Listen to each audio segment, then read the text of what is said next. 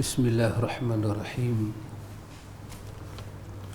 Assalamualaikum warahmatullahi wabarakatuh.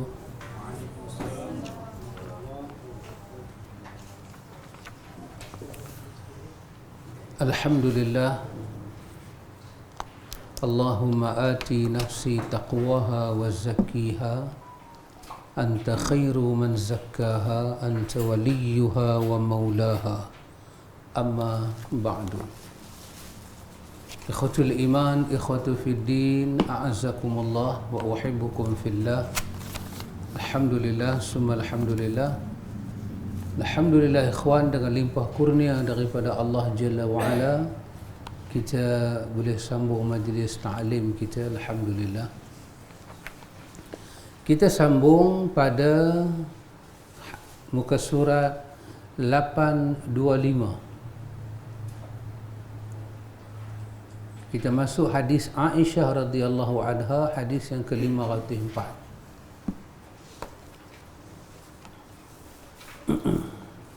Wa an Aisyah radhiyallahu anha qalat kufina Rasulullah sallallahu alaihi wasallam fi thalathati athwabin suhuliyatin min kursufin laysa fiha qamisun wala imamatun. Muttafaqun alaih. Terjemahan dia dari Aisyah radhiyallahu anha, dia berkata Rasulullah sallallahu alaihi wasallam dikafani dengan 3 lapis kain putih yang terbuat dari kapas tanpa memakai baju dan serban. Hadis ini muttafaqun alaih. Kata Imam San'ani rahimahullahu ta'ala, hadis ini menunjukkan bahawa yang terbaik dalam mengkafani mayat adalah dengan 3 lapis kain putih, kerana Allah Ta'ala tidak akan memilih untuk nabinya kecuali yang terbaik. Pengarang As-Sunan telah meriwayatkan dari hadis Ibnu Abbas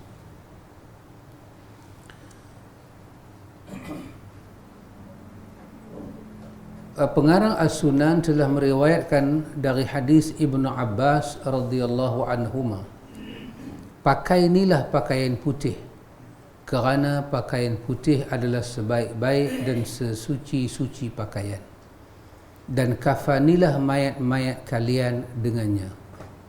Hadis ini telah disahihkan oleh At-Tirmizi dan Al-Hakim.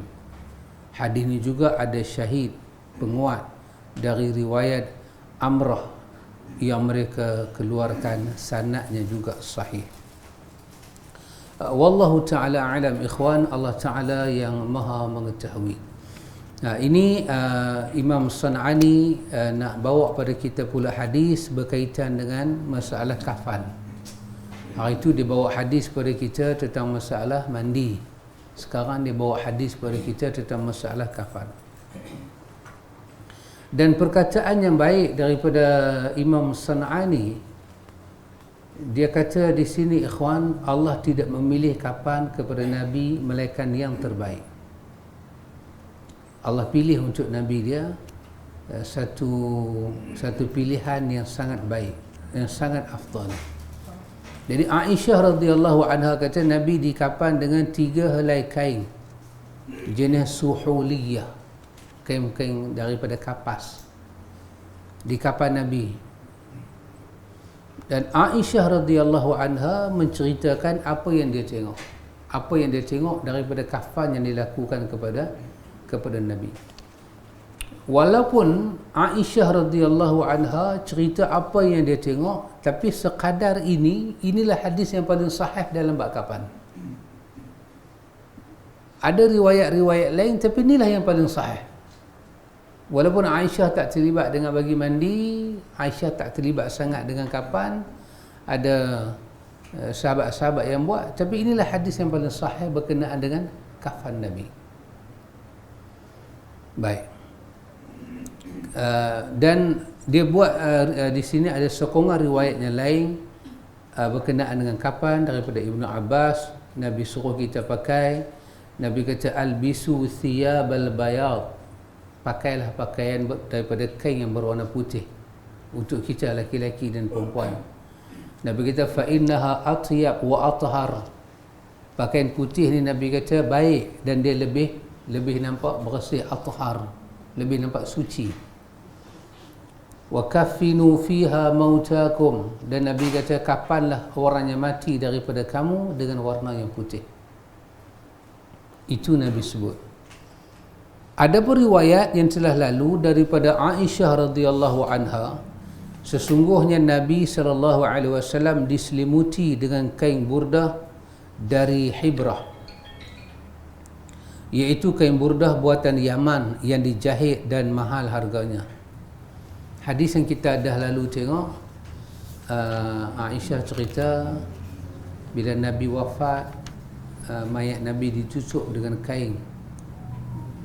Mayat Nabi ditutup dengan kain, dengan satu ditutup tasjiyah, ditutup dengan kain burdi hibratin, bi burdi hibrah, dengan kain hibrah.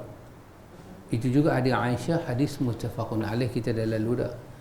Tapi hadis ni pula kata Nabi dikafan dengan 3 helai kain suhuliyah. Kata penulis, hal ini sama sekali tidak bertentangan dengan apa yang ada di sini, kerana Nabi SAW tidaklah dikafani dengan kain itu, tetapi hanya diselimuti untuk mengeringkan beliau. Kemudian mereka melepaskan dari beliau, sebagaimana riwayat yang disebut dalam Muslim. Secara zahir hadis dapat diketahui bahawa menyelimuti Rasulullah dengan kain tersebut sebelum dimandikan. At-Tirmizi berkata pengkafanan Rasulullah dengan 3 helai kain putih, kain kafan putih adalah riwayat yang paling sahih yang menjelaskan pengkafanannya. Jadi masa Nabi wafat, mayat Nabi ditutup dengan burdah, kain burdah hibrah, mahal, kain itu mahal kata Sana'ani, orang bagi kat Nabi.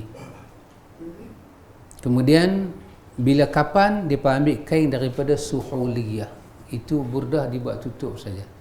Jadi kain tutup mayat ni kita bolehlah terima kain, awak nak bawa kain mahal sikit ke, tak apalah, hanya tutup. Tapi untuk kapan yang nak pakai masuk dalam tanah tu, janganlah pakai kain mahal-mahal. Baik. 2 riwayat Aisyah itu tidak bertentangan. Adapun riwayat yang dikeluarkan oleh Ahmad, oleh Ibnu Abi Shaybah, oleh Al-Bazzar dari hadis Ali alaihi salam. Sana'ani guna alaihi salam sebab dia duduk di sebelah Yaman. Sesungguhnya beliau sallallahu alaihi wasallam dikafani dengan 7 helai baju. Ada riwayat daripada Ali, Sayyidina Ali kata Nabi dikafan dengan 7 helai kain. Adalah riwayat ini daripada Abdullah bin Muhammad bin Uqail. Ini daripada riwayat Ibnu Uqail. Ia termasuk rawi yang jelek hafalannya. Masalah lah, kalau ayat tu kira masalah.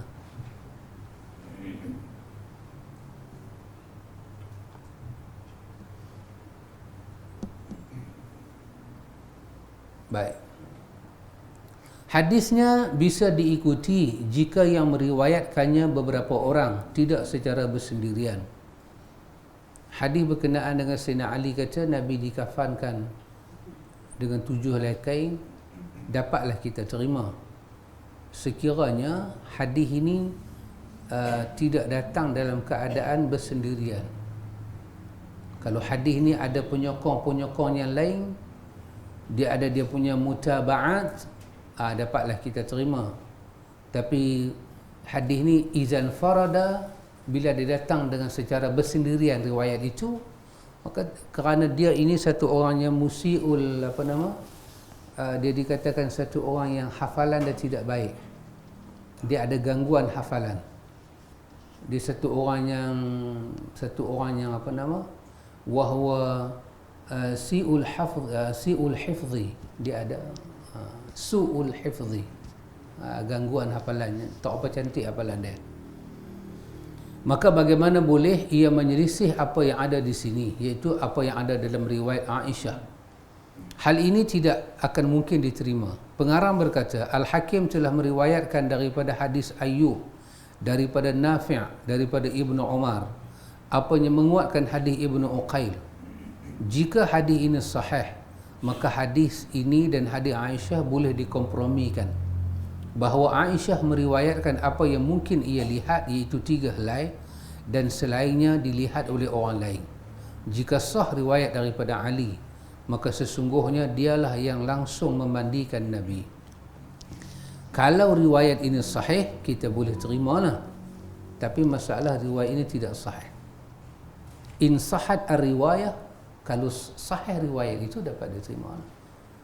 Antara statement Aisyah dengan statement Ali, tentulah statement Ali didahulukan sebab dia ghasil, dia yang memandikan mayat Nabi. Tapi dalam kes ini, masalah rawi yang ada dalam riwayat ini tak dapat diterima. Fa innahu kana al-mubashiru ghuslu, Sayyidina Ali yang mandikan mayat Nabi. Tapi nampaknya dalam kes ini riwayat daripada Aisyah begitu kuat sekali. Dan kita jangan heran kalau kita pergi setengah tempat memang ada perkapan mayat laki-laki 7. Kita jangan terkejut lah, memang ada. Sebab dia ambil riwayat ni. Cuma dia mungkin tak tahu riwayat ini tidak kuat. Itu sajalah. Jadi kalau dia dah kapas sampai 7, kita nak kata apa? Ulama-ulama kita kata kalau mayat laki-laki dikapan lebih daripada 4, lebih daripada 3, yang keempat itu dianggap mubazir. Perempuan dikapan lebih daripada 5, yang keenam itu dianggap mubazir. Kita ambil wuduk, kita basuh muka 4, lebih daripada 3, yang keempat itu dianggap mubazir. Kita telah pun melampau-lampau, maka tidak perlu. Ketahuilah sesungguhnya yang wajib dari kapan adalah apa yang dapat menutupi jasad mayat. Ini perkara yang wajib, iaitu apa yang mayasturu jami'ul jasadil mayit, apa yang ditutup secara jami' jasadul mayit, ditutup ke semua tubuh badan, daripada rambut sampai tapak kaki, itu keseluruhan tubuh badan. Itu saja yang wajib. Baik, jika kainnya kurang untuk menutupi ke semua, maka yang didahulukan adalah menutup aurat. Dan apa yang tersisa, maka yang ditutup adalah bahagian kepala. Dan pada kedua kakinya diberi jerami. Diletaklah jerami. Rumput-rumput apakah kita letaklah. Hashish itu kita letaklah. Baik. Sebagaimana yang telah dilakukan oleh Rasulullah SAW kepada pamannya Hamzah dan Mus'ab bin Umair. Jika ingin menambah kain, maka yang disunahkan adalah menjadikannya ganjil. Namun dapat juga untuk mencukupkan dengan 2 helai, sebagaimana telah lalu dalam hadis tentang orang ihram. Yang ni kita jumpa Aisyah kata Nabi dikafan dengan 3 helai kain. Tapi hadis Ibnu Abbas yang kita dah baca dah, kawan yang rebah di bumi Arafah itu, dia dikafankan dengan 2 helai. Jadi boleh dengan 2, boleh dengan 3. Ada riwayat. Baik. Anda telah mengetahui dari riwayat Asy-Sya'bi mengenai 3 helai kain, iaitu sarung, selendang dan lipatan kepala. Dikatakan juga sarung dan 2 helai baju. Dikatakan juga hendaklah pada kain kapan baju yang tidak dijahit dan sarung yang menutupi pusarnya sampai ke lututnya, dan kain lipatan yang dapat menutupi daripada atas kepalanya sampai ke kakinya. Wallahu ta'ala alam, ikhwan. Allah Ta'ala yang maha mengetahui. Kalau kita kata kain itu 3 helai, macam manakah yang kita maksudkan dengan 3 helai? Di sini ada pandangan para ulama. 2 kain kapan, yang lagi satu tu bagi dia ada kain sarung dan bagi dia ada baju. Begitu bacaan para ulama. Ataupun kita kata 3, 2 kain pembalut yang besar dan hanya 1 kain pakai dia pun boleh juga. Kalau Imam Sufyan As-Sauri, dia ada bagi cara-cara kapan. Dia kata kain dalam itu dibuat kain, dibuat baju bagi dia pakai. Lepas tu bagi dia pakai pembalut kepala, kita kata kain serban. Itu Sufyan As-Sawri. Kerana hadis yang lagi satu, Nabi kata bila kamu kapan saudara kamu, elokkan kapan itu, bagi elok. Dan San'ani begitu menyokong hal itu, begitu menyokong sekali. Jadi kita buat bagi elok-elok. Pendapat ini ditakwil dari ucapan Aisyah bahawa tidak ada kain kapan, baju maupun sorban. Bahawa yang dimaksud adalah meniadakan adanya dua benda ini secara bersamaan, tidak untuk baju sahaja. Dan tiga helai yang telah dimaksud tidak termasuk baju dan sorban. Jadi maksudnya adalah bahawa tiga helai tadi adalah selain keduanya, walaupun keduanya tertakwil. Ada ulama takwil yang Aisyah kata tiga helai itu apa dia? Ada yang kata tiga helai itu kain besar, tak masuk baju, tak masuk. Jadi kalau kira dia ada empat nah. San'ani kata ini adalah takwilan yang sangat jauh sekali. Takwilan ni takwilan yang jauh sekali. Aisyah kata tiga sudah. Lepas tu Aisyah kata apa? Kapan Nabi tidak ada, Nabi tak pakai baju tambahan dan Nabi tidak ada sorban. Jadi kalau kita pergi tafsir macam lain, tafsir lagi, dia kata ini satu tafsiran yang agak jauh sikit. Wallahu ta'ala alam ikhwan, Allah yang lebih mengetahui. Dikatakan yang lebih utama untuk diucap, ya ini adalah takwilan yang sangat jauh sekali. Baik, dikatakan yang lebih utama untuk diucap adalah sesungguhnya mengkapani dengan baju atau tidak adalah sama, kerana keduanya disukai. San'ani kata yang benarnya begini, dia kata kalau kita bagi mayat itu pakai baju pun boleh, kalau kita tak mau bagi dia pakai baju pun boleh. Dua-dua disukai oleh syarak, dua-dua disukai. Kerana sesungguhnya Nabi SAW pernah mengkapani Abdullah bin Ubay dengan bajunya. Dalam riwayat Bukhari, Nabi pernah bagi jubah Nabi untuk jadi sarung kain kapan kepada mayat Abdullah bin Ubay. Bermakna Nabi pernah masa hidup dia bagi baju untuk kapan orang. Maka kerana itu boleh buat baju untuk mayat, ataupun bagi mayat tu pakai baju. Dia ada pesan jubah dia ke, dia nak pakai, bagi dia pakai. Pandai-pandailah kita sarungkan, ataupun kita nak jahit daripada kain putih tu baju, silakan. Sebab Nabi pernah bagi baju Nabi dekat Abdullah bin Ubay. Dan tidaklah Rasulullah SAW berbuat sesuatu kecuali yang terbaik. Ikhwan, tidaklah Rasulullah SAW berbuat melainkan sesuatu yang sangat baik. Inilah ikhwan, kita kena hadamkan dalam kita punya hal, bahawa Nabi tidak berbuat melainkan yang sangat baik. Sangat baik. Apa yang Nabi buat, wala yaf'alu sallallahu alaihi wasallam illa ma huwa al-ahsan. Nabi tidak buat melainkan yang baik. Apa Nabi buat semua baik. Kalau orang buat tak sama dengan Nabi, orang buat tu tak baik. Kita kena ingat ini. Ma yaf'alu sallallahu alaihi wasallam illa ma huwa al-ahsan. Kena ingat yang ni. Nabi tidak berbuat melainkan yang cukup baik. Dan Allah tidak menentukan kepada Nabi dia melainkan yang terbaik. Dalam hadis ini disebut bahawa baju orang yang telah meninggal seperti baju orang yang hidup, iaitu tertutup dan diberi sarung. Ini disunahkan dan disukai oleh Muhammad bin Sirin, sebagaimana yang disebut oleh Imam Baihaqi dalam kitab dia Al-Khilafiyat. Ia berkata di dalam Asy-Syarah,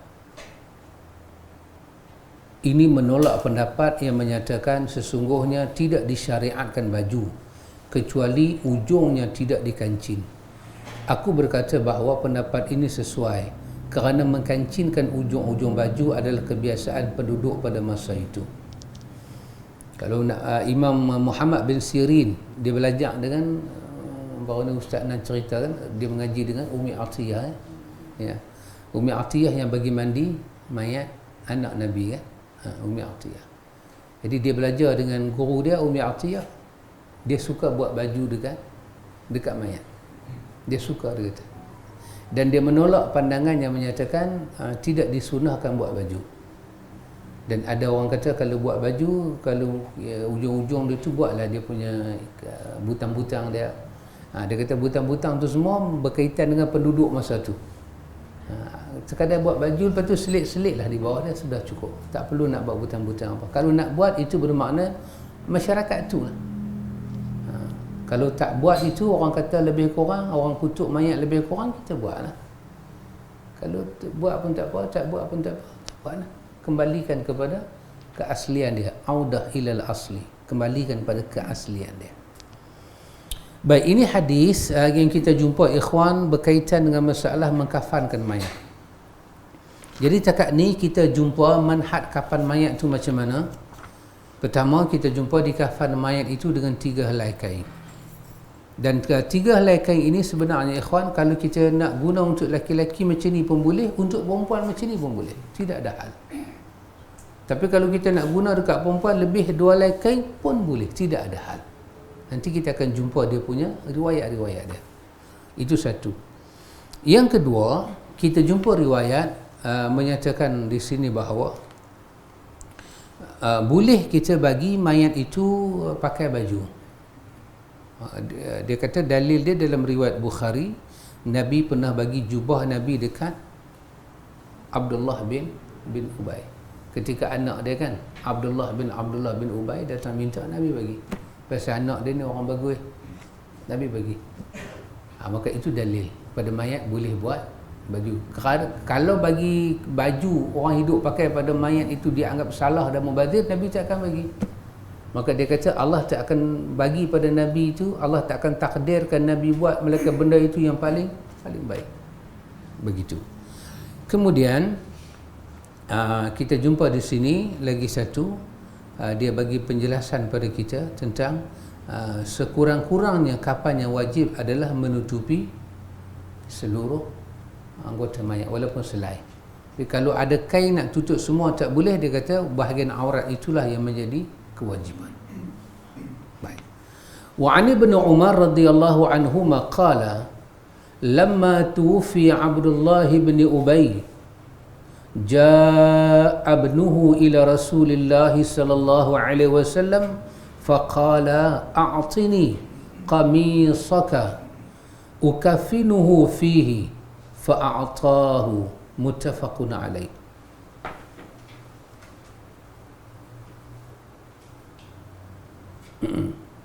Dari Ibnu Umar radhiyallahu anhuma, dia berkata, ketika ketika Abdullah bin Ubay meninggal. Ini nama tak sunnah kita kata radhiyallahu an. Tak sunnah. Sebab Allah bagi endorsement dia ini munafik. Tak sunnah.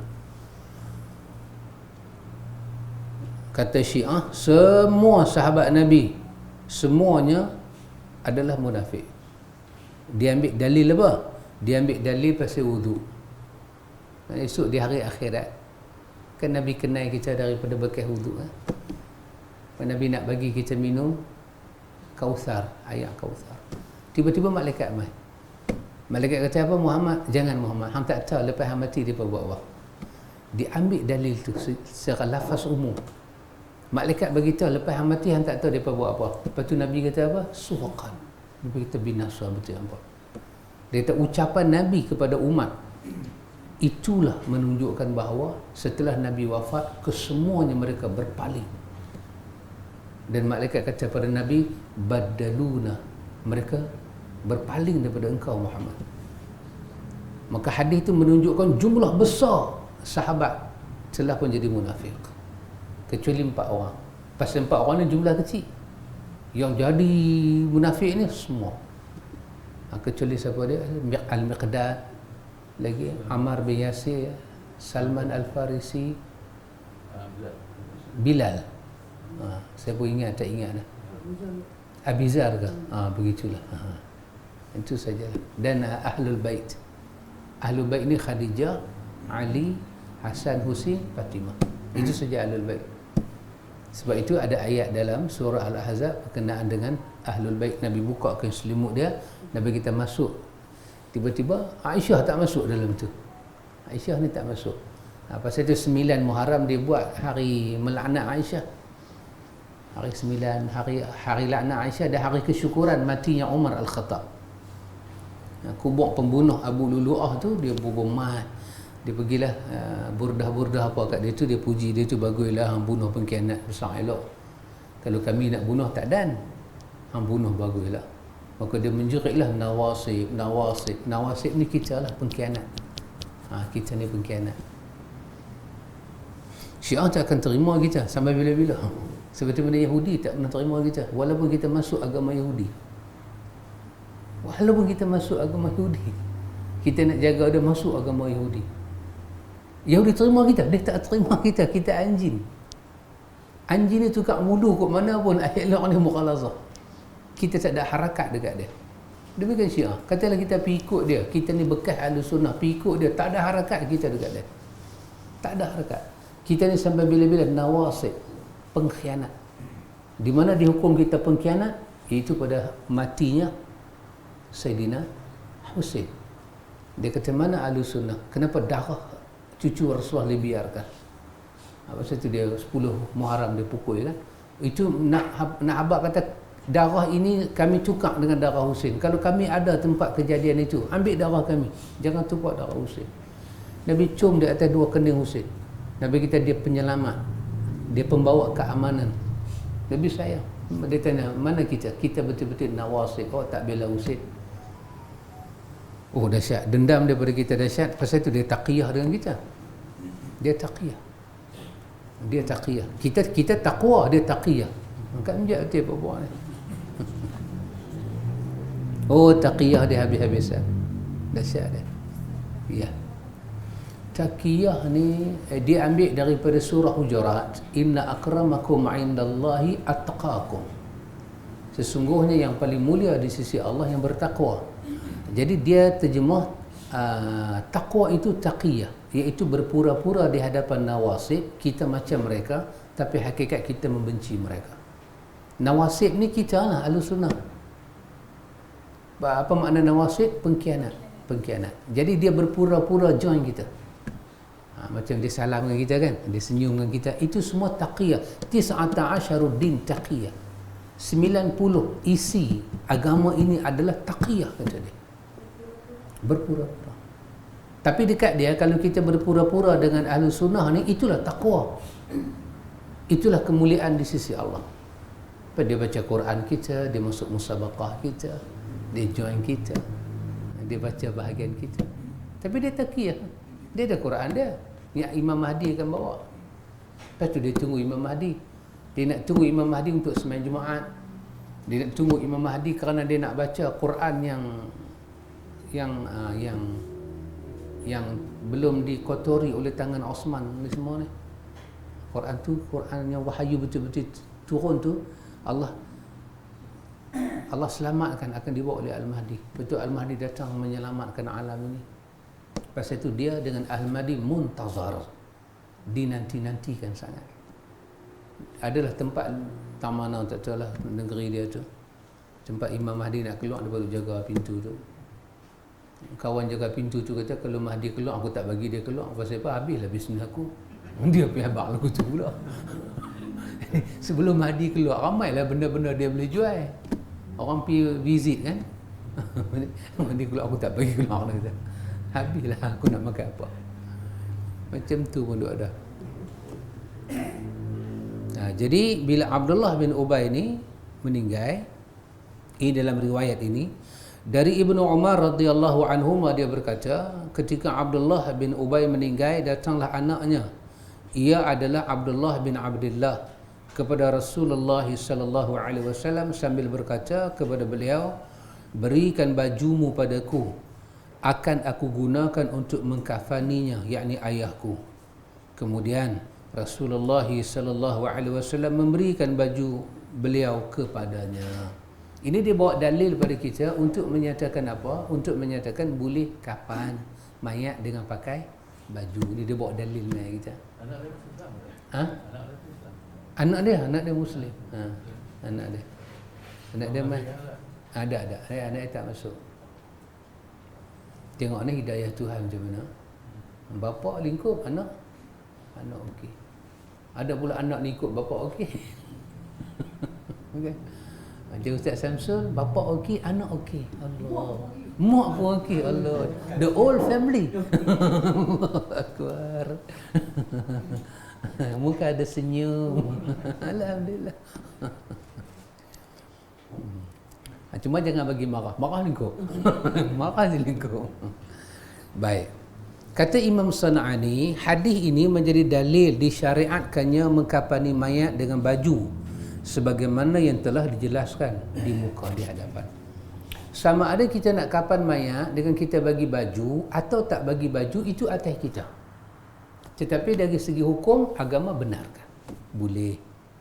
Nak bagi jubah ke, nak bagi baju ke, sama ada kita buat daripada kain putih ataupun yang dia duk pakai semayang tu. Boleh. Sebab baginda ada buat begini kepada Nabi bagi baju hak Nabi pakai tu. Dia mai kat Nabi, dia kata a'tini qamisak. A'tini qamisak. Bagi pada aku qamis engkau. Jubah panjang Nabi tu. Maka dia, lepas tu dia habaq kepada Nabi, dia nak buat apa dengan jubah tu? Dia kata ukafinuhu fihi. Aku nak kapan bapa aku dengan baju ni. Maka riwayat ni kata apa? Bila dia bagi tahu kat Nabi nak ambil baju Nabi buat kapan, riwayat kata fa'atahu. Nabi bagi. Kalau tak boleh ada tambahan, Nabi tak akan bagilah. Nabi bagi. Secara zahir hadis bahawa sesungguhnya Abdullah bin Abdullah datang meminta baju pada Nabi SAW sebelum ayahnya dikapankan. Ini zahir hadis lah. Okay.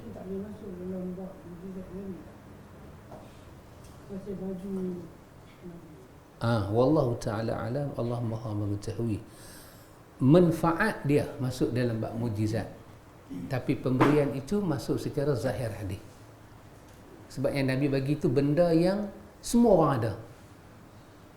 Nabi bagi benda semua orang ada. Baju, macam ayak keluar daripada jari Nabi, yang ni semua orang tak ada. Ayak ni zahirnya pun mukjizat. Kita ada zahir batin jadi mukjizat. Nabi buat isyarat jari ke langit, zahir batin mukjizat. Walaupun semua orang ada jari, tetapi hak Nabi bagi kat dia adalah baju. Masa dia berdialog dengan Nabi, dia mai kat Nabi, dia minta kepada Nabi, a'tini qamisak, bagilah baju kau, ukafinuhu fihi, aku nak bagi kapan. Dan dia bagi tahu, dia minta, dan dia bagi tahu sebab permintaan dia. Fa'atahu, Nabi bagi. Benda tu berlaku secara zahir. Dan Nabi tak sebut seperti Nabi sebut di pelepah kurma tu, mudah-mudahan apa-apa ke lepas tu. Nabi tak sebut. Nabi sengat. Maka ini pemberian secara hissi. Secara apa? Hissi. Apa itu? Kemanusiaan. Apa hissi? Benda yang ma ghaba anil hissi kan. Hissi ni kita kata benda ni lah, mata boleh tengok. Jadi hissi ni pemberian secara hissi, kemanusiaan.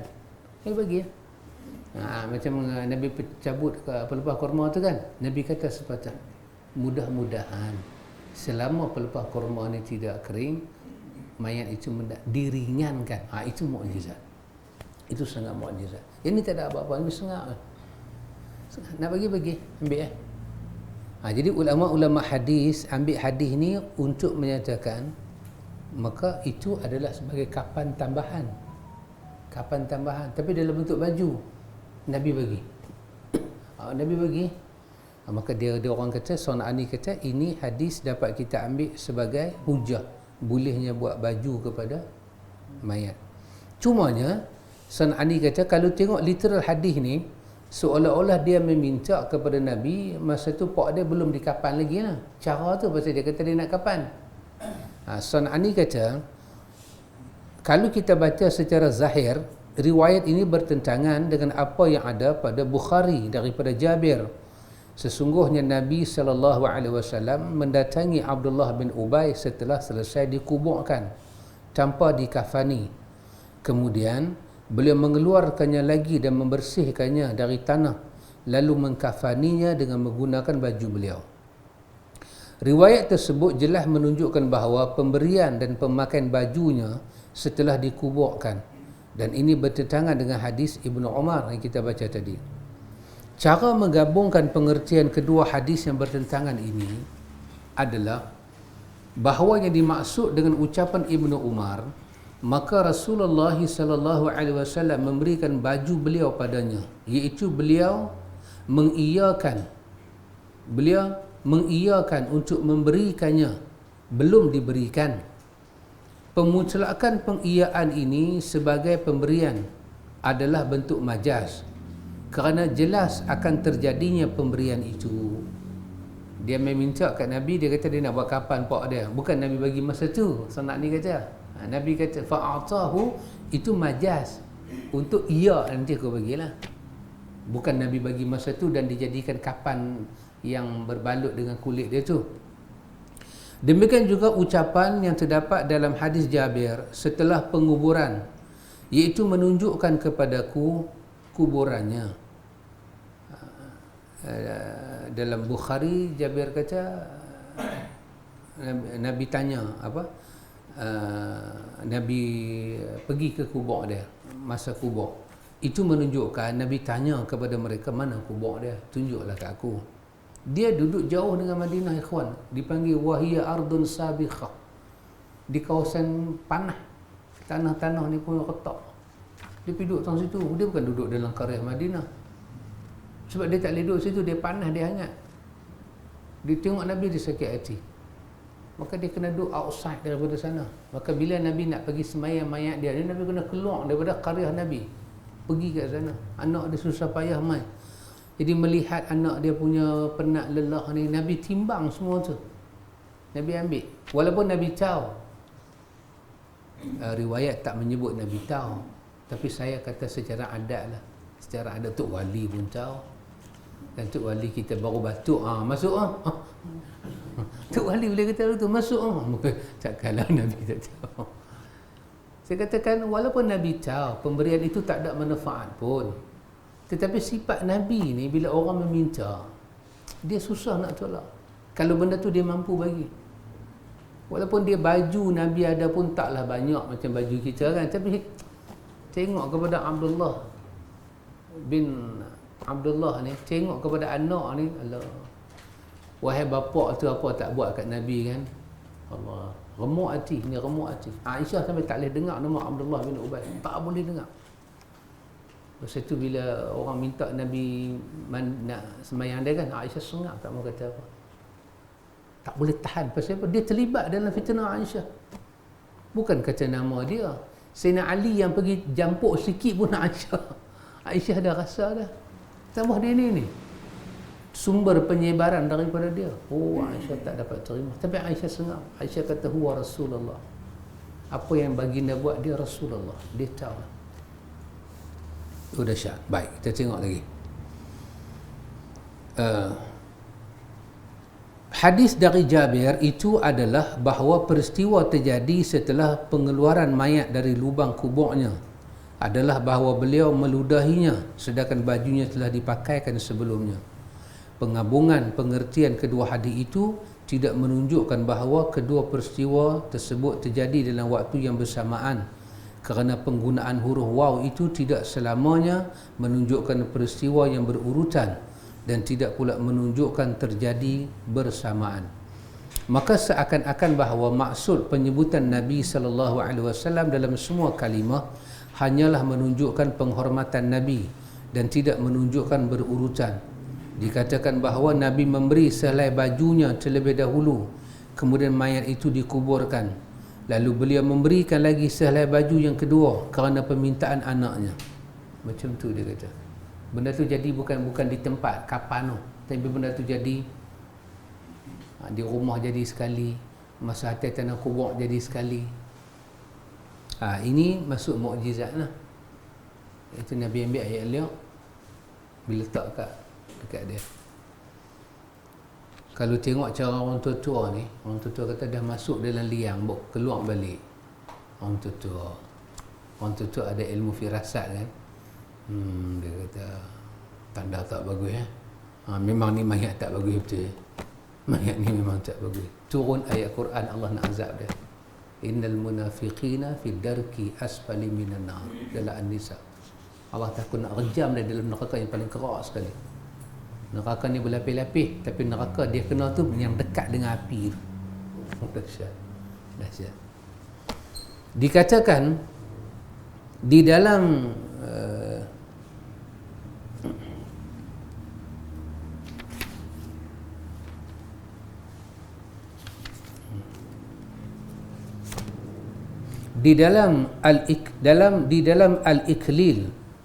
Al-Iklil nama kitab. Di dalam Al-Iklil yang dikarang oleh Al-Hakim terdapat riwayat yang menguatkan hal ini. Ketahuilah sesungguhnya Rasulullah sallallahu alaihi wasallam memberikan kepada Abdullah bin Abdullah bin Ubay kerana ia adalah seorang yang saleh, tidak pernah menolak orang yang meminta kepadanya. Namun bapaknya yang diberi pakaian oleh Rasulullah dan dikafani olehnya adalah seorang tokoh munafik. Dia meninggal dalam keadaan nifaq. Dalam hal ini Allah menurunkan ayat, wala tusalli ala ahadim minhum mata abada, dan janganlah sekali-kali kamu menyolati jenazah seseorang yang mati di antara mereka. Turun ayat habis. Tak boleh nak kata apa dah. Tapi kita ikhwan, kita tak tahu lah siapa munafik. Kerana dia masa muka dengan kita, aku tak sembahyang mayat dia pasal teringat ayat ni, ayat Taubah 84, munafik ada. Sebab munafik yang kita duk pakai ni nama dia munafik amali. Adapun ini nama dia munafik i'tiqadi. Jadi jangan dua itu dicampur aduk Janji kurang tepati dulu itu memang perangai dia.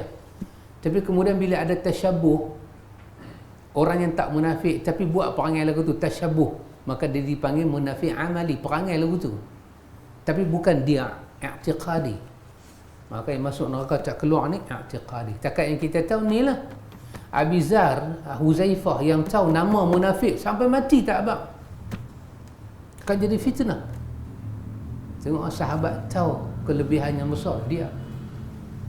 Umat hari ni tak boleh tahu apa ikhwan. Dia tahu sikit dia jadi macam kudir naik kat mulut, tak cerita tak boleh. Huzaifah tahu munafik. Sengat. Dalam banyak-banyak benda dia tengok Sayyidina Umar kan, dia teringat nak kata sepatah. Itu pun dia kata bila Umar bangkit, bila dah habis dialog dia dengan Umar, dia menjawab soalan, Umar kata, siapa boleh cerita kat aku fitnah?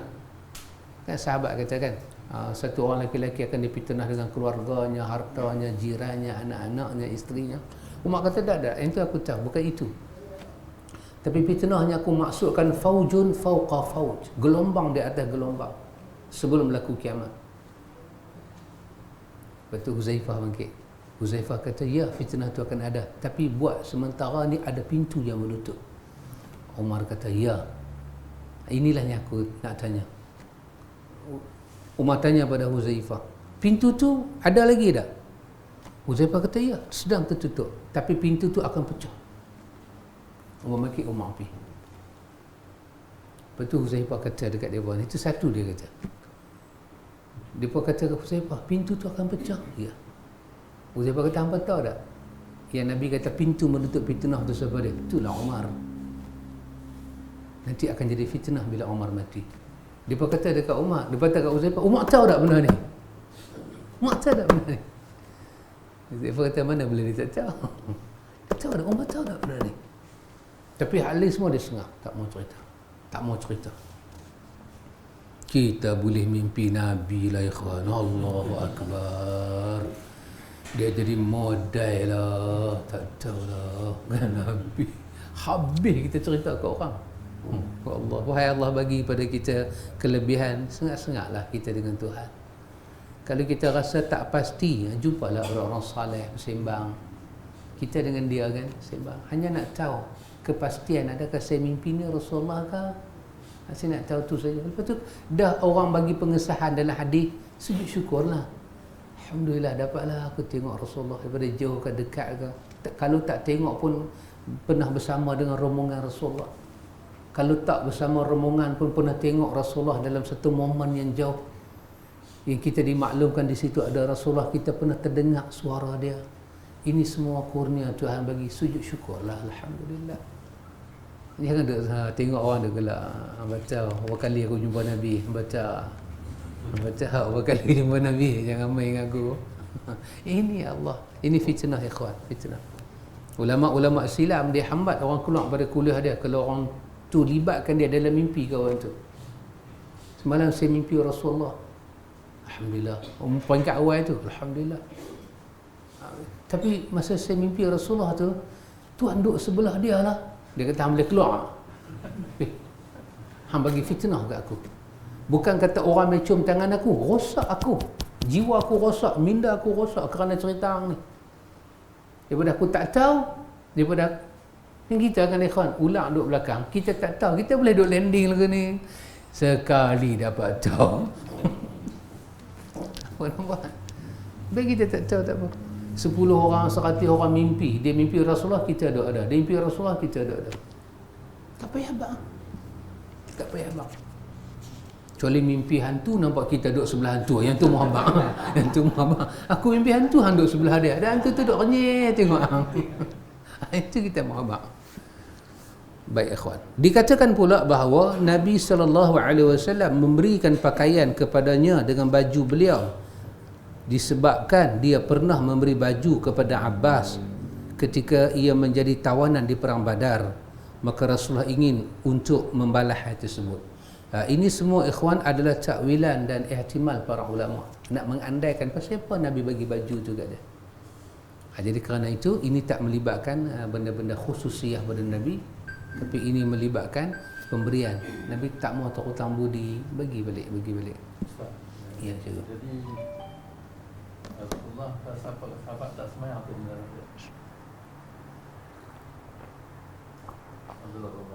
Ya. Wallahu ta'ala alam, Allah Maha mengetahui. Adapun ayat ni cikgu, dia turun setelah Nabi sembahyang. Pasal itu perkataan dia la tusalli ala ahadin. Jangan kamu sembahyang. Artinya sembahyang tu berlaku. Lepas dah sembahyang. Nabi sembahyang dan beberapa sahabat tidak mau join. Tapi Nabi pi. Nanti kita baca dalam surah Taubah ayat 84 dalam tafsir Ibnu Kathir. Cikgu boleh tengok Ibnu Kathir dia cerita panjang. Ada sahabat mai halang Nabi sampai muka sahabat tu dengan Nabi dah jadi nak berota hidung dah. Sahabat tu kata, ya Rasulullah, sahabat guna perkataan innahu munafiq. Terus depan Nabi, dia munafik ya Rasulullah. Tapi selama Nabi hidup, Nabi tak kata munafik kat dia. Dia senang. Tapi keluar dan Nabi tak membantah ayat tu. Tapi Nabi kata, aku Nabi sembahyang. Maka Allah turun ayat ni. Lepas tu ya, maka lepas tu tak ada dah. Tak ada. Ya. Dua nazar yang Rasulullah sembahyang, satu orang Nabi, Ya. satu orang hitam. Ya, betul. Ya. Betul. Pakaiannya sendiri macam orang mati syahid tu macam dia pakai tak salin baju. Ya. Kapan dia pakai baju tu? Ya, orang mati syahid tu dengan baju tu lah. Kalau kita nak kapan kau atas ya. Kapan juga? Kapan boleh kapan. Orang munafik, orang mati syahid kita boleh kapan. Kalau tak ada, tadilah dia kata ambil jerami-jerami. Ambil pokok-pokok daun-daun yang lebar-lebar, tak atas dia. Tetap dihormati anak cucu Adam ni. Yang kita tak boleh tutup dia punya all body dia, hanya mayat orang dalam ihram. Hanya takat ni je. Letak takat bau ni aja. Kepala kita biar kosong. Pergi tanam lagu tu. Maka orang mati syahid kita tak salah pergi buang darah dia, pergi bersih-bersih dia. Sebab Nabi sebut dalam riwayat darah tu akan jadi wangi. Allah nak balas. Semayang pun tak perlu. Kapan buat lagu tu ala kadar, tutup aja lepas tu pergi tanam. Itu pun tak jadi kewajipan lah. Kapan? Kapan kita boleh masuk kewajipan? boleh masuk kewajiban. Tak perlu mandi. Tak perlu mandi dan solat. Bahkan mandi ulama kata haram. Haram. Sebagai ulama guna perkataan haram mandi orang syahid dan haram solat pada dia kerana kemuliaan dia terlalu tinggi. Mana yang ancok kalau putih macam tu. Macam mana? Kemalangan kan? Kemalangan, ya. Ancok dan ancok. Ya. Wallahu ta'ala a'lam, Allah yang maha mengetahui. Adapun mayat yang hancur, kita dapat kutip apa yang kita kutip, itu kita mandikan. Kerana kita confirm kata tuan punya tu 100% mati, tapi inilah juzuk yang dapat kita kutip daripada tubuh dia, maka itu masa kita mandi, kita meniatkan kita mandi kepada tubuh badan dia. Ambil tak setempat kita jurus hati dia. Dengan kita niat dalam hati kita, kita mandikan mayat, maka itu ada kapan, ada salat, ada tanam. Kecuali kita tak jumpa sikit habuk pun, maka tidak ada mandi. Kalau mandi tak ada, semayang pun tak ada, apa pun tak ada, semayang raib pun tak ada. Satu lagi Ustaz. Ya. Dia orang musliman potong kaki. Ya. Dia tak mandi lagi kaki dia. Wallahu ta'ala a'lam, Allah maha mengetahui. Apabila tuan punya badan tak mati, maka anggota dia tidak ada mandi, tidak ada semayang. Tanam saja. Nak basuh-basuh biasa-biasa bolehlah. Kalau nak balut dengan kain, hanya saja ingat balut-balut lagu tu lah. Nak pergi angkat kosong lagu tu, terkejut semua orang. Duk, apa ni? Kalau paha lembu, orang nak beli, ni kaki. Terkejutlah, kita balut sikit lah. Yang tu tak apa. Tapi tak ada semayang, itu tak dipanggil mandi dan tidak ada semayang. Pasal apa? Pasal tu ada masa hidup. Dan kita tak boleh lelaki Ustaz Nan sembahyang siap-siap itu dia pun nak mati juga kan. Sembahyang siap-siap tak boleh. Pasal tuan dia masih hidup. Begitu. Baik, satu lagi hadis yang pendek. Wa 'an Ibn Abbas radhiyallahu anhu anna an-nabiy sallallahu alaihi wasallam qala ilbasu min thiyabikumul bayadi fa innaha min khairi thiyabikum wa kaffinu fiha mautakum. Rawahul khamsah illa an-Nasa'i wa sahhahu Tirmizi. Dari Ibnu Abbas radhiyallahu anhuma, Nabi sallallahu alaihi wasallam telah bersabda, kafanilah bajumu yang putih, kerana sesungguhnya itu termasuk sebaik-baik pakaian. Pakainilah baju-bajumu yang putih, kerana sesungguhnya itu termasuk sebaik-baiknya pakaianmu, dan kafanilah mayat-mayat kamu dengannya. Ini hadis riwayat khamsah kecuali An-Nasa'i dan disahihkan oleh At-Tirmizi. Kata San'ani, telah dijelaskan di muka di sebelum ini hadis yang diriwayatkan oleh Al-Bukhari daripada Aisyah bahawa sesungguhnya Nabi SAW dikafani dengan 3 helai kain putih. Zahirnya dalam perintah dalam hadis ini menunjukkan wajib mengkafani mayat dengan kain putih dan wajibnya memakai kain putih tersebut oleh orang yang masih hidup. Zahir hadis dia main lagu tu. Orang hidup pun kena pakai warna putih, orang mati pun kena kafan dengan kain putih. Kalau tengok zahir dia kata. Kecuali perintah ini dipalingkan dari wajib dalam masalah berpakaian, iaitu adanya penjelasan bahawa Nabi SAW pernah memakai kain yang bukan warna putih. Sedangkan untuk dijadikan kain kafan tidak boleh dialihkan kepada hukum lain kecuali tidak dapat ditemukan kain putih. Sebagaimana saat terjadi pengkafanan para syuhada pada perang Uhud, Nabi SAW mengkafani semuanya dengan warna yang sama selain putih kerana dalam keadaan darurat.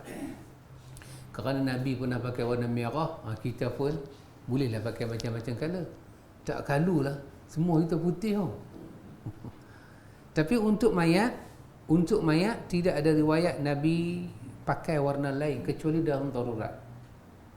Tapi ulama fuqaha kata boleh pakai selain daripada putih sekiranya ada pasal lah. Siapa kau nak buat gila hari tu, mayat tak kapan dengan kuning tak mau turun. Bagi ahli lintak mai lah, dia ni ada perjanjian dengan penghulu bunian lah. Kalau kapan dengan warna putih tak masuk kuning, mayat bunian tu nanti ambil, Allah dia nak main gila lah begitu. Tapi putih lah. Tak usah pakai warna lain, pasal putih lah. Adapun hadis yang diriwayatkan oleh Ibnu Adi daripada hadis Ibnu Abbas menyatakan bahawa sesungguhnya Nabi SAW dikafani dengan potongan kain merah. Ada riwayat lagu tu. Ada warna merah masa masuk mayat Nabi ada kain merah. Dia kata sanadnya itu terdapat Qais ibnu Ar-Rabi'. Qais ibnu Rabi' dan dia seorang yang dhaif. Rupanya terdapat kesamaran dalam hadis yang menyatakan bahawa sesungguhnya dijadikan di makam Nabi SAW potongan kain merah. Ada juga sampai ke kubur lepas heret. Tapi riwayat ni semua riwayat yang ada masalah. Begitu juga pendapat menyatakan bahawa dikafani dengan kain burdah hibrah sebagaimana dijelaskan di atas adalah tidak benar kerana kain tersebut hanya sebagai penutup sementara untuk kemudian diambil setelah itu.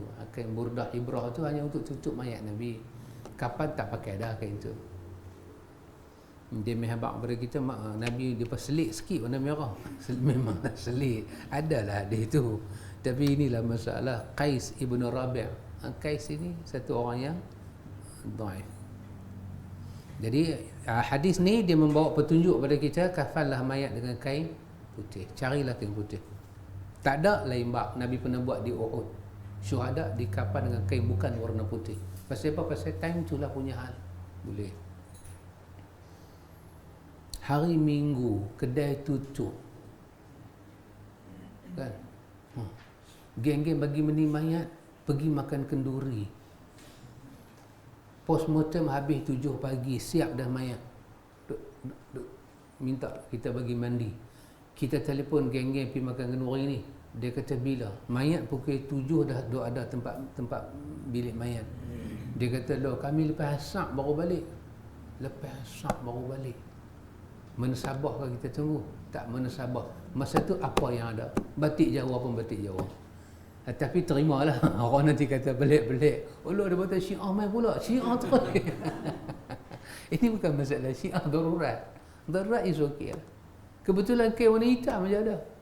Bukan pasal kita Syiah pun. Tetapi ada perkataan para ulama, kalau menyerupai kain kafan kita itu dengan firqahnya lain, walaupun mayat itu terpaksa ditunggu-tunggulah. Jangan sampai ayak badan dia keluar. Maka masukkan mayat itu balik dalam peti ais. Kalau kafan itu menyerupai Syiah ke, menyerupai Qadariyah ke, Jabariyah ke. Apa lagi satu? Apa tu? Yang ada di Malaysia tu apa? Qadiani. Geng-geng Qadiani. Apa Ghulam tu. Kita tak mau ikut dia.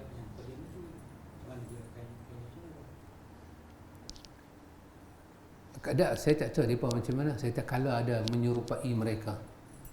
Saya mereka itulah, tunggu Nabi mereka itulah. Ada Qadiani dia tak hijau. Dia hitam, dia putih hitam. Yang hijau tu ni apa nama? Berlawi, yang tu hijau. Apa Pakistan ni. Yang tu yang banyak tempat kita ni. Oh, depa punya fahaman tak dapat dibuang setakat ni. Berjuanglah kita dengan Berlawi ni. Depa yang perkenalkan nasyid depa. Cuba masuk internet type tu. Berlawi tengok macam mana depa punya dahsyat. Dahsyat pertemuan depa dahsyat. Fitnah yang akbar depa bawa. Ni yang kita baca buku dia ni apa? Profesor Dr. Zahir Ehsan Hilali. Di Pakistan dia duk perang dengan puak-puak ni. Berlawi. Dia berperang dengan puak-puak ni.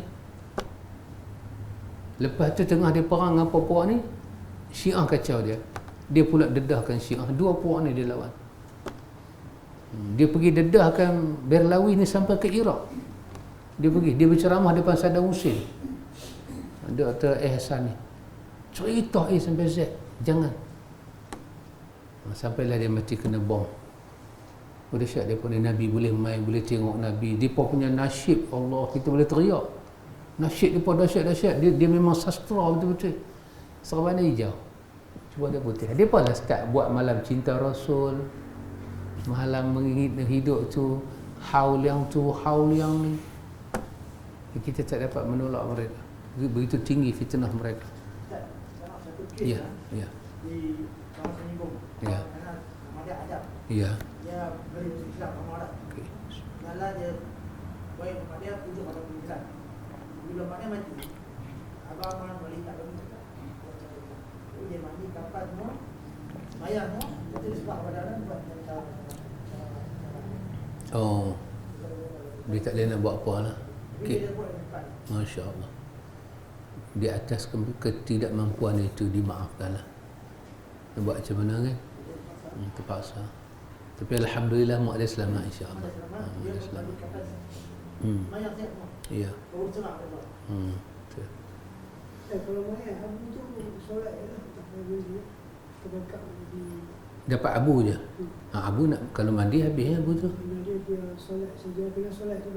Solat. Kalau dia mewakili orang, maknanya kita confirm ini mewakili orang, so kita boleh ikat dia dalam satu ni, kita tanam dengan penuh hormat, kita tanam insan sembahyang. Kita solat. Lepas tu kata tadi, kalau mayat tu mati, kita jumpa satu juzuk tubuh dia, hak lain tak jumpa, maka itulah wakil dia. Tapi dengan syarat dia mati ya. Macam kecil manis dia tak mati kan, kita tak ada solat. Tapi ini confirm, inilah juzuk yang ada. Jatuh kapal terbang, aksiden teruk-teruk, terbakar, meletup. Kita dapat juzuk tu. Kalau Datuk tu punya hilang, tak tahu mati tak mati. Yang tu, itu kena ada fatwa yang berani, ijtihad.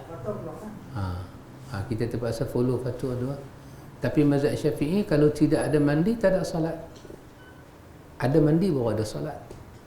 Macam dia bagi contoh dalam fiqh Syafi'i, mayat yang jatuh dalam telaga, selagi tak jumpa tak solat. Bila dah jumpa sikit tulang naik ke, ambil juroi-juroi tulang tu pergi tanam, sembahyang. Walaupun lama-lama lepas tu, ya boleh begitu. Dia cuba. Semayang hadiah apa dah? Sembahyang hadiah.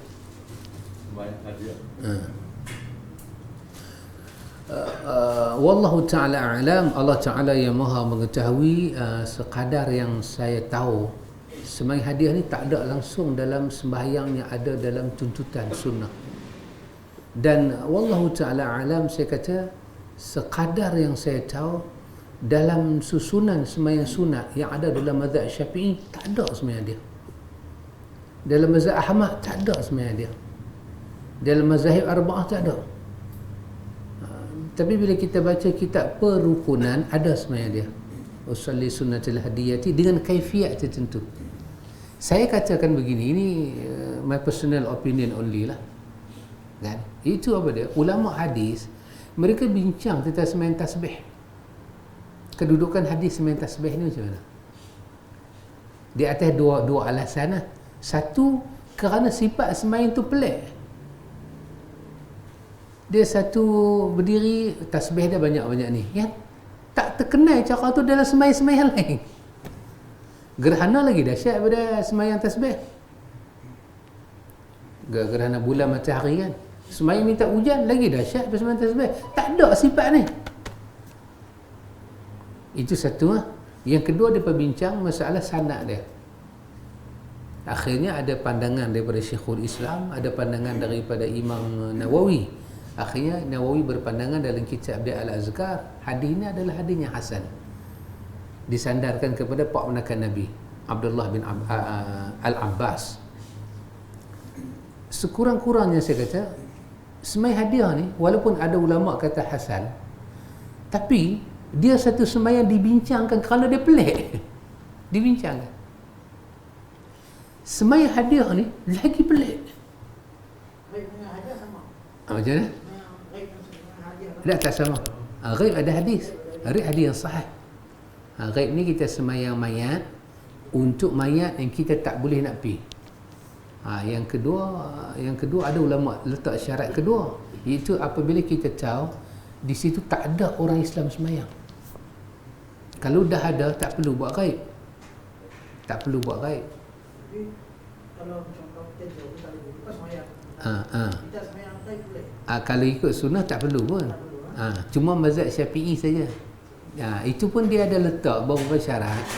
Sekiranya yang mati itu orang besar-besar. Dia mengambil dalil yang mati itu Najasyi. Nabi bagi penghormatan. Satu, dia Muslim kan. Kedua, dia orang besar. Jadi andai kata kita tak buat semayang tu dengan ketokohan dia, macam kita tak ada hubungan dengan dia.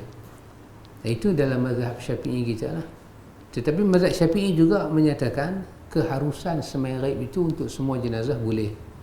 Tapi kalau kita tengok dari segi kumpulan-kumpulan dalil yang ada, semayang gaib itu dalam seumur hidup Nabi, itulah satu mayat yang Nabi buat. Lain tak ada.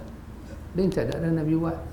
Jadi yang mendekatinya ialah kalau dah ada orang semayang, kita tak semayang pun tak apa dah. Tak perlu buat. Kalau ikut Syafi'i, kecuali kita rasa ya Allah orang ni orang bagus lah, aku nak semayang, itu ijtihad kita buat.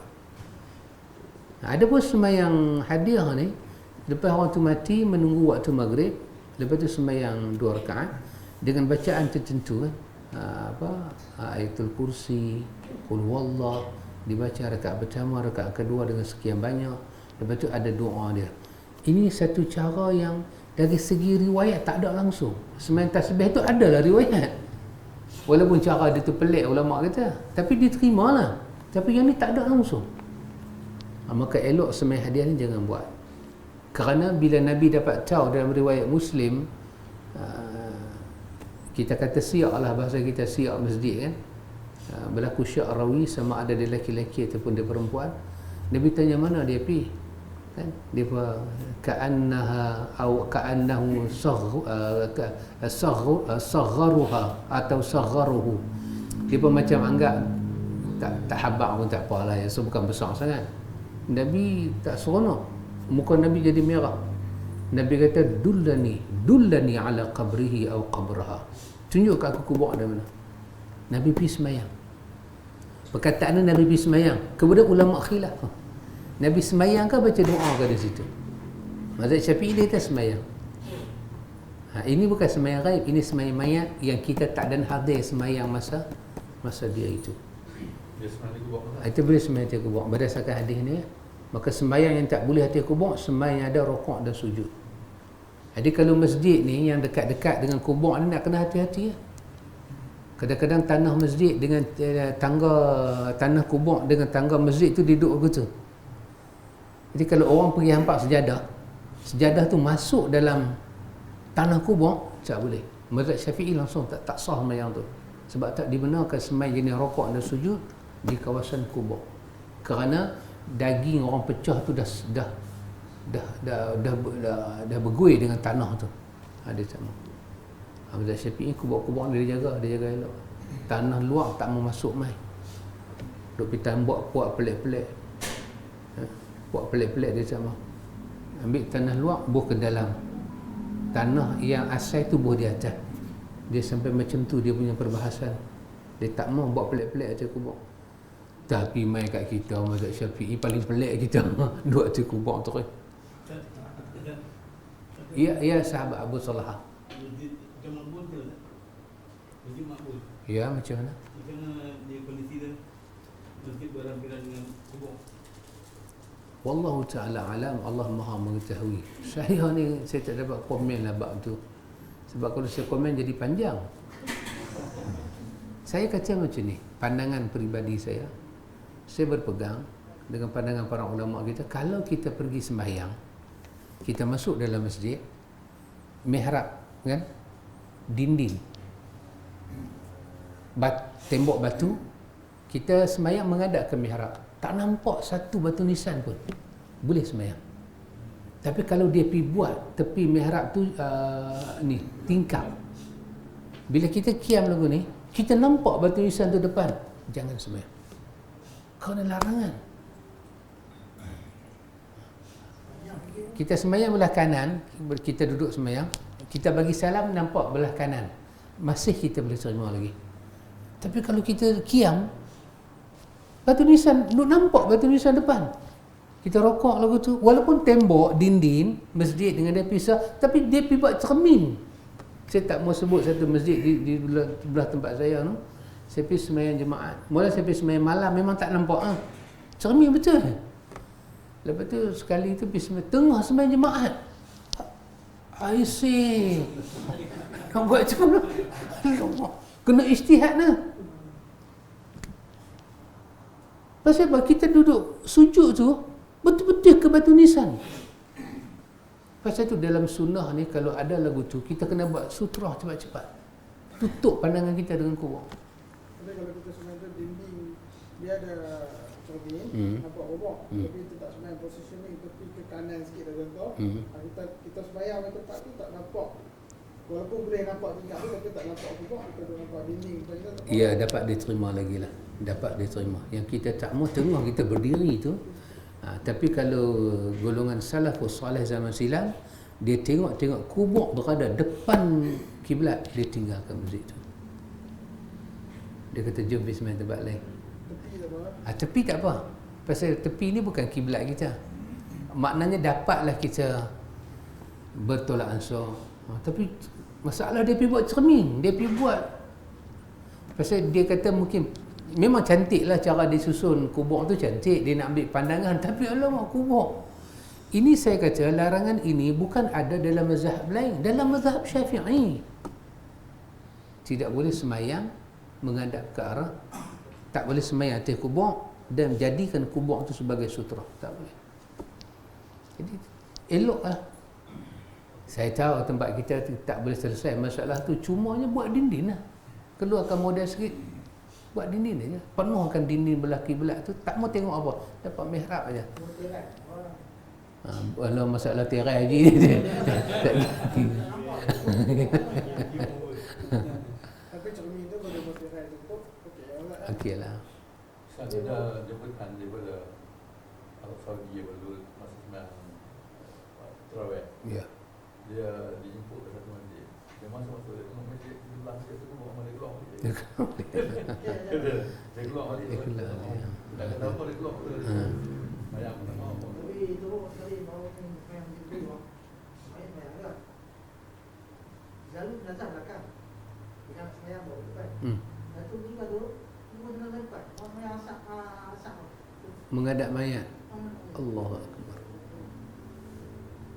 Itu big problem.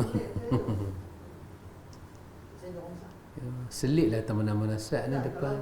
Kalau dia menghadap, nazar macam ni nampak juga. Ya. Buat tak tahu. Allahu Akbar. Kalau kita ikut sunnah main tempat lain, ataupun bagi selesai nak sembahyang jenazah juga. Tu alhamdulillah sembahyang jenazah tak ada rokok dan sujud. Sembahyang ada depan. Macam mana kita nak rokok dan sujud? Ini kita sembahyang asar pergi rokok sujud depan mayat. Dalam masjid luas kan, nak tak depan pun angkat mayat pergi sembunyi tempat tak nampak ke, bolehlah dapat dibincangkan. Ini pergi letak depan-depan. Dan saya pun heran, takkan sebanyak macam tu punya pegawai-pegawai masjid, seorang pun tak tahu ke? Kau ustaz memang ajak pegawai semua balik lah. Masalah tu ya. Takkanlah. Sutrah, kita dah belajar bab sutrah kan. Mana mayat boleh jadi sutrah? Kita sujud mayat ada depan. Ya Allah, tengoklah Allah. Itulah benda yang kena hati-hati ya. Jadi kita kena baca satu buku. Lepas dah kita masa tajuk awal-awal bab salat, bab sutrah daripada buku kita ni lah. Masa tu saya ingat di disk tu. Semayang kita masuk bab sutrah. Apa sutrah Nabi buat? Sutrah adalah satu benda sunnah yang telah dialpakan di akhir zaman. Sangat-sangat alpa. Dan lagi satu saya pun heran, masjid besar, di depan tu dia buat mihrab, tapi dia semayang ke belakang. Pasal apa? Tak ada apa? No brain. Tak ada fikir. Nak kena brain kan? Tak dapat fikir.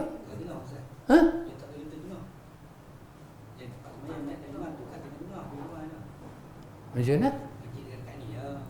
Tak, saya punya maksud masjid tu besar, dia buat mihrab imam. Tapi bila imam tak duduk dalam situ, imam duduk ke belakang. Bila bayang macam tu kan, bila waktu Kusmai Besar ramai tak nak awak ambil malam macam aku depan sebab semua nak ramai depan. Tak, itulah masalah dia. Dalam hadis Nabi suruh imam rapat dengan dinding sutra. Imam pilih lari. Bolehlah lari. Kita tengok Arab, kita pergi mana, Dubai ke kita pergi, dia kalau imam keluar, dia akan letak sutra depan, sutra kayu dia buat, tak depan. Situ dah sutra. Dia tak mau bila antara imam dengan dinding tu ada ruang yang jauh, orang boleh melintas. Dia tak mau. Masa tu bila ada mihrab, imam kena pergi depan mihrab. Macam masjid Baitul Rebung kan, pergi depan mihrab. Kalau membar itu menjadi halangan sah, tak apa. Ibn Hajar dah bahas dalam Fathul Bari, kalau halangan tu halangan permanen, tak apa, dia kata tak dia anggap putih sah. Tapi dia orang ni duk baca putih sah kot. Lah kenapa pergi buat membar besar-besar? Kalau buat ini tak apa, sutra. Sebab ada meja kuliah apa semua. Jadi sebab tu dia tak guna mihrab tu. Dia bagi belakang. Dia duduk belakang meja kuliah. Tapi okey lah. Jadi meja kuliah tu sebagai sutra boleh ambil meja kuliah tu tinggi, letak depan imam. Bila imam solat ada sutra. Tak mau imam sini, dinding mihrab ujung. Lepas tu kosong. Tak, ada khilaf dengan sunnah. Pasal tu saya heran, pasal apa dia buat mihrab kalau tak mau imam duduk situ? Oh, jemaat saja. Allah. Saya sebenarnya saya boleh depan ini. Saya angkat depan ini. Saya berasa dia tak akan duduk apa. Pergi di belakang juga. Lebih orang. Allah, jangan pelan-pelan sikit. Boleh saya lalu. Banyak masjid dialpakan masalah sutra, sedangkan dia sunnah dalam bab solat. Baik. Allahu Akbar. InsyaAllah ini hadis ni tentang mengelokkan kapan untuk mayat kita sambung. Di sinilah kita akan tengok nanti dalam hadis ini penulis akan cerita kepada kita hak mayat. Sangat menarik, hak mayat. Hak mayat. Apa yang kita tak patut kita kena buat dengan mayat. Daripada kita kapan sampai kita masukkan dia dalam liang, apa kita kena buat.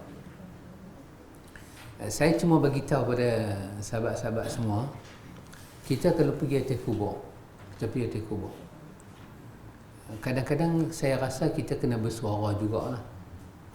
Pengalaman hidup saya 2 kali saya hampir bertumbuk atas kubur kerana saya tegur. Hampir saya bertumbuk. Dia mencerkah saya, hang siapa hang orang luar, hang tak tahu apa. Kami tahu hang ni geng mana. Sampai lagu tu dia kata. Saya sengak memang dia cengih nak tumbuk sungguh. Tapi saya kena bersuara. Saya rasa tak betul benar. Dan saya rasa ini kesalahan para ustaz. Dia orang ni bagi kursus jenazah, tapi dia orang tak pernah praktikal atas kubur. Tak pernah ustaz-ustaz ni praktikal atas kubur. Habis tinggi pergi baca talqin. Macam mana mayat nak masuk dalam kubur? Ustaz kena bimbing. Kebanyakan, maaf saya kata, kebanyakan orang uruskan mayat dalam kubur, dia tak mai kuliah. Dia pun ni budak-budak muda yang ada semangat tapi tak ada ilmu. Bukan salah dia orang. Salah ustaz-ustaz ni. Dia allergic ustaz Nazat, dia allergic. Kita, bila kita bawa mayat kita memang dah dalam keranda sesiap kan, mayat di kubur. Kita perangai kita suka bawa turun mayat dengan keranda-keranda sekali. Apa akan jadi? Berat. Bila berat, nak berturun macam mana? Kenapa tak buat bagi senang? Ambil mayat, letak dulu di luar, bawa keranda kosong masuk. Keranda kosong ringan, dah letak, lepas tu ambil lah pisau tu, turunlah kain tu, baru ambil mayat letak. Baru kita boleh tengok position mayat tu nak turun macam mana. Dia nak sambut mayat, dah berat. Kawan mati tu pun dah 70 kilo. Keranda papan tu berapa kilo. Lepas tu dia orang sibuk macam mana? Cari tali. Lah, kenapa pergi buat kerja Pak Pandiang ni? Pasal tu tempat kita, kalau tanah tu gambut, lagi senang kita simpan mayat. Tak payah keranda kan. Macam Ustaz Nan katakan, lama-lama keranda tu dia buat lopak. Pasal dia duduk turun kan, dia lopak. Tak payah keranda. Hanya korek sikit aja, dia panggil syak. Parit tengah tu, mayat supaya tidak terlentang ke belakang. Lepas tu, pedak-pedaklah dengan apa-apa yang patut. Batu ke, letaklah atas tu. Lepas tu, kambuskanlah dia. Nanti kita akan tengok dalam hadis ni, dia bagi penjelasan pada kita. Tak dalam.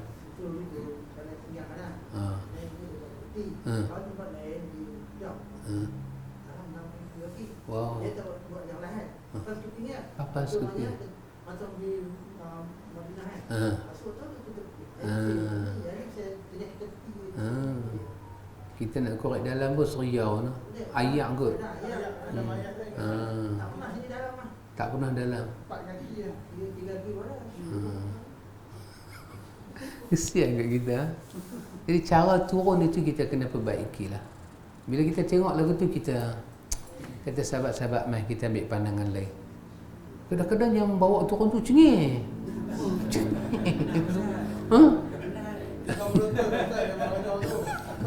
Dia ada duduk liang lah. Dia cengih. Sekena sekali dia nak pukul. Kata abang saya tarik saya. Sudah hantar duk berkelai. Saya buat orang panggil hantar lekin, bukan bertumbuk. Saya kata kalau dia tumbuk saya pun, saya tergolek, saya kena. Tapi dia cengih. Tak boleh apa.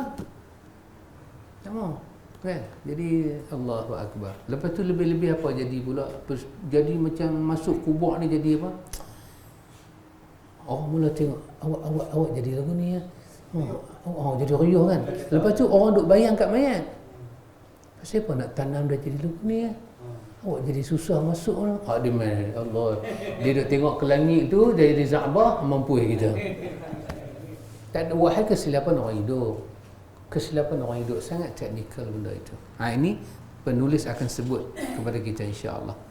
Wallahu taala a'lam. Subhanakallahumma wa bihamdika asyhadu an la ilaha illa anta astaghfiruka wa atubu ilaik.